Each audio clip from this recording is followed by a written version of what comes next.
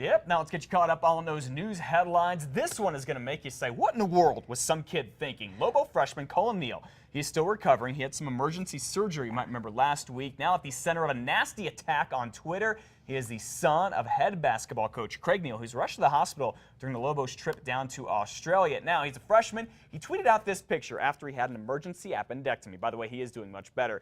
Then a student from San Diego State University, where they have very close games with the Lobos, tweeted this, and I quote, "Fingers crossed for further infection." Then, quote again, "We are not saying we're rooting for the death of Cullen Neal. We're just saying that we are not God and we are at peace with whatever happens." A third and final tweet called upon the Aztec god of death, saying, I quote once again, "May your will be done in the life and death of Cullen Neal. Amen." I can't believe I'm saying that stuff. That's what someone tweeted. They're very offensive, to say the least. They ended up getting removed and replaced with apologies, saying the remarks were insensitive and they never meant any harm. Now, officials at San Diego State say it was the work of just one student there. This is a time where it crossed that line, and we as an athletic department, we're not going to stand for that. We're not going to tolerate that. That's unacceptable. Mike May, the spokesman for San Diego State, says the school and everyone there on the basketball team respects UNM and Coach Neal very much. They wish Cullen Neal the very best. And oh yeah, by the way, they revoked the nasty tweeter's season tickets for both basketball and football. That's what you get. It's called karma, my friend. All right, a twist to a story of this semi-truck that got hit by an Amtrak train in the South Valley this week. Investigators now say the truck that was hit may have been hauling, besides cars, drugs. This happened Wednesday near 2nd and Prosperity. When the train hit the truck, 2 of the cars here flew off. State police say they found drugs near those cars, all wrapped up. They're not going to say anything else about this right now, but that they are investigating the trucking company that is out of Arizona. Well, the 15-year-old boy here who admits he killed his own family, so investigators say, plans to plead not guilty by reason of insanity. They say that Nehemiah Griegos admitted to shooting his own parents and 3 younger brothers and sisters in their home in the South Valley back in January. At a hearing yesterday, Griegos' attorney officially said they were going to launch the insanity defense. Griegos supposedly told investigators he killed his family because his mom was being angry with him. Well, a judge is now allowing 911 calls made by a boy who killed his father to be used at his trial, which is supposed to start in just 10 days from now. This garnering national attention. Judge George Eichwald made that ruling yesterday for Benjamin Hillburns' murder trial. He is now, we think, about 13, but you're seeing him when he was younger because the judge just asked us not to show him in court yesterday.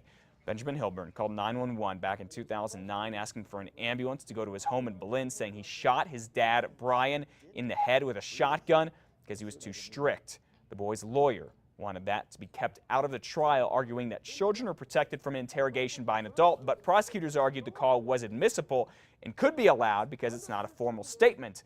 Judge Eichwald agreed with them. He also denied a motion from the defense to get this trial out of Valencia County. I'll get a fair jury. I'm confident of that. And I think once the truth's out, what happened that night, it'll be a not guilty.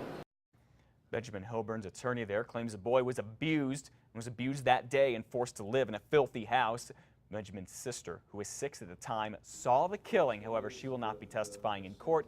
A judge had already decided this because she has PTSD, post-traumatic stress disorder, and experts say that she could be traumatized even more if she took the stand. Now, if Benjamin is convicted, he will be sentenced as a juvenile, which means the latest he could get out of a jail and be locked up is when he is 21 years old.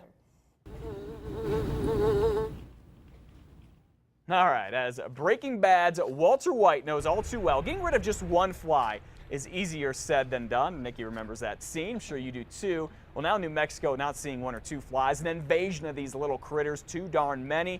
Blame it all on the wetter weather.